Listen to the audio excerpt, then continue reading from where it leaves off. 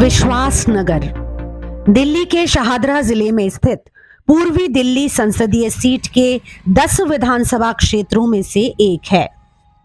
यहां से बीजेपी के ओम प्रकाश शर्मा लगातार 3 बार से विधायक हैं। ऐसे में चुनावी चर्चा के लिए न्यूज फॉर इंडिया की टीम जब यहां की कस्तूरबा नगर कॉलोनी पहुंचती है तो हमारा सामना होता है गंदगी और जिंदगी की जंग से हलकान और परेशान आम जनता से।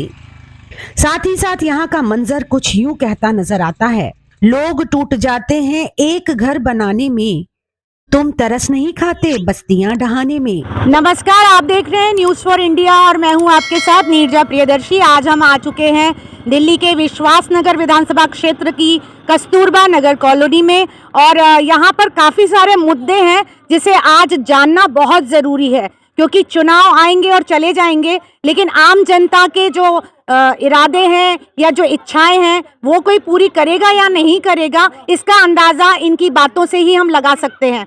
तो आइए अब हम बात करते हैं यहाँ के कॉलोनी के कुछ लोगों से। सबसे पहले हमारे साथ कुछ महिलाएं हैं, इनसे बात करना चाहेंगे।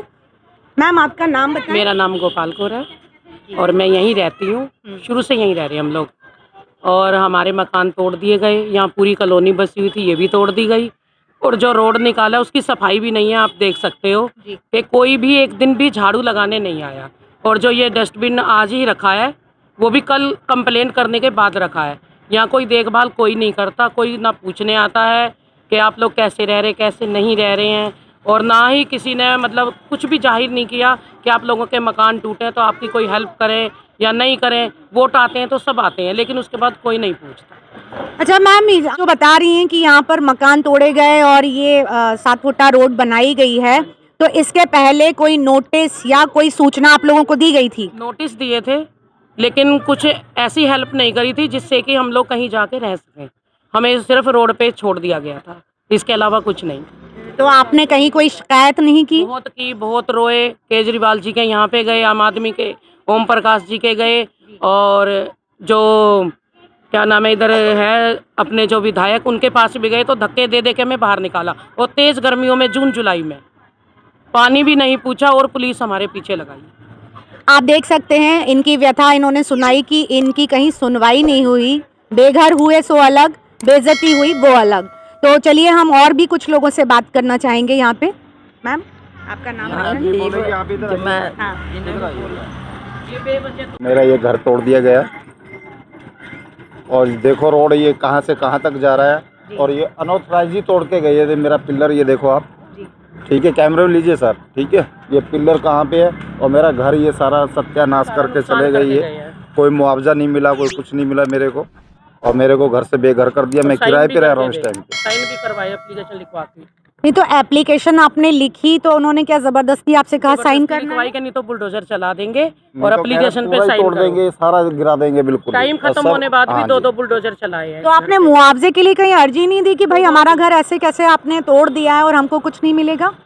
मैम, इसके लिए हम क्या कह सकते हैं, हम इतने पढ़े लिखे हैं नहीं, गरीब आदमी हैं। हम ऑटो रिक्शा चलाते हैं, सामने मेरा रिक्शा खड़ा है जी, ठीक है जी, हम पढ़े लिखे हैं नहीं, तो हमें कुछ इस बारे में क्या एक्सपेक्ट कर रहे हैं? क्या अब क्या चाहते हैं कि अब जो चुनाव हो रहा है, जो भी प्रतिनिधि आपके क्षेत्र का बनेगा, आप क्या चाहेंगे उससे? देखो जी, कोई अच्छा हमारा यहाँ विधायक बने, जैसे ओम प्रकाश शर्मा, उसको हम गलत नहीं कहेंगे, ठीक है, तो गलत हम किसी को कह भी नहीं सकते हैं।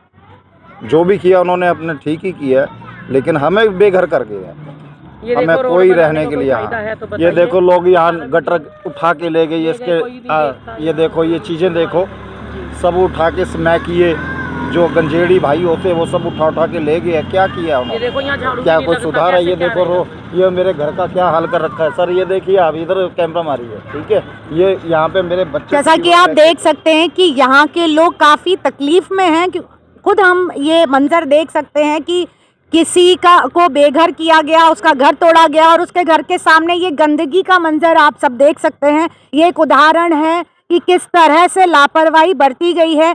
आम लोगों की कोई चिंता नहीं है, सिर्फ आधिकारिक तौर से आकर आप किसी के घर को ढहा देते हैं और उसको मुआवजा तक नहीं मिलता, और अगर वो आवाज़ उठाने की कोशिश करता है तो उसे ये कहा जाता है कि अगर आप साइन नहीं करेंगे तो आपके घर पर बुलडोजर चलाया जाएगा। तो ये एक सवाल बहुत अहम है कि क्या ये मुद्दा विधानसभा में नहीं उठाया जाना चाहिए? क्या मुख्यमंत्री तक ये बात नहीं पहुंचनी चाहिए कि जो एक कॉलोनी आपके राज्य में है उसकी ओर भी सरकार का ध्यान जाए, वो लोगों के दुख दर्द को समझे, केवल वोटों की राजनीति ना करके आम जनता की चिंता करे। ये राजनीति स्टंट था जिसकी वजह से हम लोगों का इतना नुकसान हुआ और आज घर से बेघर होकर बैठे हुए हैं। कितने की मौत हो चुकी है, कितने को अटैक हो गया, कितनी मौतें होगी यहाँ पर। छोटे छोटे बच्चे बिलक रहे हैं, परेशान हो रहे हैं। बच्चे हुए घरों में मीटर तक की सुविधा नहीं है। डीडीए के चक्कर काट काट के हम परेशान हो गए। बीएसएस में हमने एप्लीकेशन दे चुके हैं। जो बच्चे हुए घर हैं उनको मीटर की सुविधा नहीं दी जा रही। हाँ, पहले एनओसी लेके आओ जी, एनओसी लेके आओ। डीडीए कह रहे जी हमें एनओसी क्यों दे, बिना एनओसी के मीटर नहीं लग पा रहा है। यहाँ बिजली के रोज छापे पड़ते हैं, चप्पलें घिस गई हैं चक्कर मार मार के बीएसएस ऑफिस में। क्या डीडीए की नज़र में अवैध कॉलोनी है या क्या है? उनके नज़र में क्या है जो आप लोग को इतनी सुविधाएं नहीं देना चाहते हैं? देखो, अवैध है नहीं है वो तो चलो गवर्नमेंट का प्रोसीजर है, और अवैध है भी तो जो बची भी उनको एटलीस्ट सुविधा तो मिले। तो आपके पास कागजात होंगे ना अपने इन बिल्डिंग्स के? A to Z कागजात है हमारे पास। Aadhaar card, PAN card, ration card, GPA, जो भी फॉर्मेलिटी होती है, बिजली बिल, पानी बिल, राशन कार्ड, सब कुछ है। आप यहाँ के विधायक से कहने पर तो संतुष्ट नहीं है? आपने यहाँ पर यहाँ के विधायक से या पार्षद से किसी से संपर्क किया? सबसे किया, हम उनके पास भी गए और बाकी सबके पास गए, कुछ नहीं हुआ फायदा। भूखे प्यासे गए। तो अब की चुनाव में आप फिर साथ देने को तैयार हैं? फिर भी क्या साथ दे बताओ? किसी भी जब नेता हम का किसी आप रोड पे हैं, धक्के खा रहे हैं, किसका नहीं, अगर कोई आता है वोट मांगने तो आपका क्या रिस्पॉन्स होगा? मेरा मन नहीं है किसी को वोट देने का, नहीं देना, नहीं दूंगा। यहाँ के लिए लोग सारे मेरा नोटा पे जाएंगे वोट। यहाँ की ज्यादातर जनता बहुत बता दो तुम। अगर मैं ये कह रही अगर ये अवैध होता तो फिर हमारे वोट कहाँ से आते?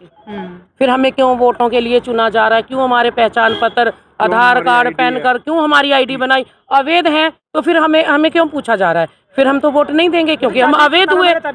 तो अब ये देखो, इसमें ये रहते हैं क्या इनकी उम्र है ऐसे रहने की बिना घर के? अगर ठंड में कुछ हो जाए तो इसका जिम्मेदार कौन होगा? देख लो, आप ही देख लो, बिना उसके रहते हैं, नहीं है पैसे बनाने के लिए, क्या करेंगे? खाएंगे या फिर पैसे देंगे? बताइए कहाँ जाए? आइए मैम,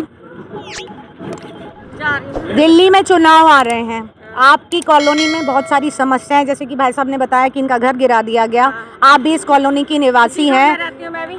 आप भी इसी घर में? हाँ, यही घर हमारा तोड़ दिया वैसे, और कुछ मिला भी नहीं, घर भी नहीं मिला। सबको घर मिले, हमें नहीं मिला घर। तो अब जो लोग भी आएंगे आपके पास वोट लेने, क्या ये कभी इस बीच में कोई विधायक या कोई प्रतिनिधि आप लोगों की कॉलोनी में आया है? नहीं आया, जिसने आपके दुख दर्द को समझा? नहीं आया, कोई भी नहीं आया, कोई नहीं आया। नहीं आया।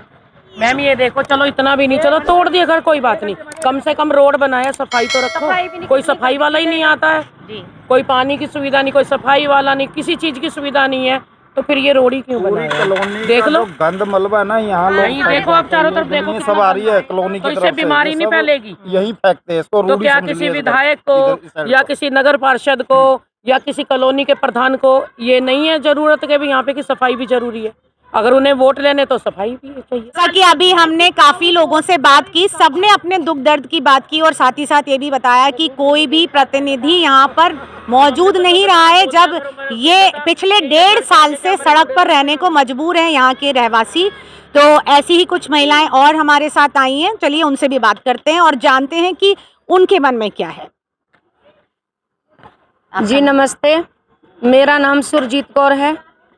2 साल हो गए हमारे घर तोड़े हुए को, ना तो हमें मुआवजा दिया है, ना हमें कोई जगह दी, ना कोई घर दिया।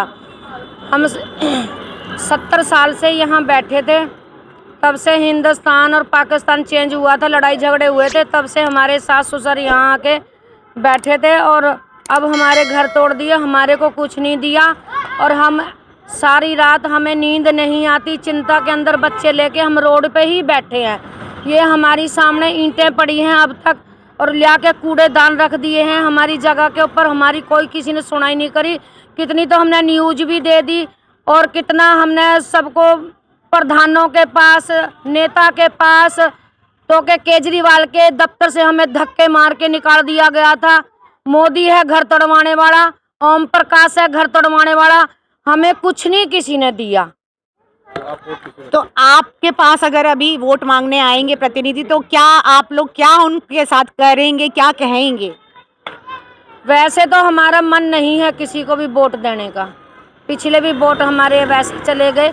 हमारे 60-70 वोट हैं, हमारे घर के 16 घर हमारे टूटे अपने परिवार के। अब हमारा वोट देने किसी को मन ही नहीं करता, जो कि हमारी कोई सहायता ही नहीं करता है, तो क्या करें।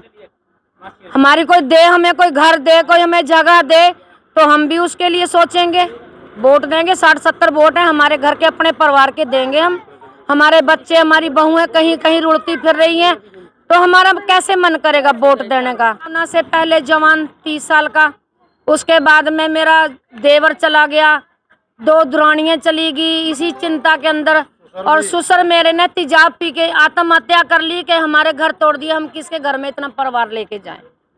तब से हमारा बहुत दिल रोता है, और हम मेरे को शुगर भी हो गया चिंता फिक्र कर करके जब से, और मैं भी बीमार रहती हूँ। और ओम प्रकाश हमारी कोई सुनाई नहीं करता, हम दफ्तर कितनी बारी उसके जा चुके, मिन्नतें भी निकाल ली हमने, तब भी हमारे को कुछ देने तैयार ही नहीं है। अभी भी कह रहा कि 150 गज और तोड़नी है इधर से जगह, अगले हफ्ते बोल के गया है। तो आपने सुना कि राजनेता सिर्फ अपनी राजनीति चमकाने इस क्षेत्र में आते हैं, और साथ ही साथ इन लोगों को धमकी भी देते हैं कि अब और जो बाकी है 150 गज वो भी ये तोड़ देंगे। सवाल ये उठता है कि अगर ये ज़मीन तोड़ दिए जाएंगे, इनके घर, ये ज़मीन खाली कर दी जाएगी, तो जो यहाँ पर इतने सालों से रह रहे हैं, जिनकी पुश्तें यहाँ पर रही हैं, वो कहाँ जाएंगे? सवाल हमें करना है यहाँ के विधायक ओम प्रकाश शर्मा जी से कि अब वो क्या चाहते हैं जनता से। पैसे किसी ने खाए, घर हमारे तोड़वा दिए। मतलब आपका आरोप है कि पैसे लेकर वोट लेते हैं, खरीदते हैं। बीजेपी के विधायक ओम प्रकाश शर्मा पे यहाँ के रहवासी ये आरोप भी लगा रहे हैं कि नोट के बदले वोट की राजनीति भी यहाँ गरमाई हुई है, लेकिन इस सब में पिस रहे हैं यहाँ के रहवासी, जो अब घर के हैं ना घाट के। आप देखते रहें न्यूज़ फॉर इंडिया।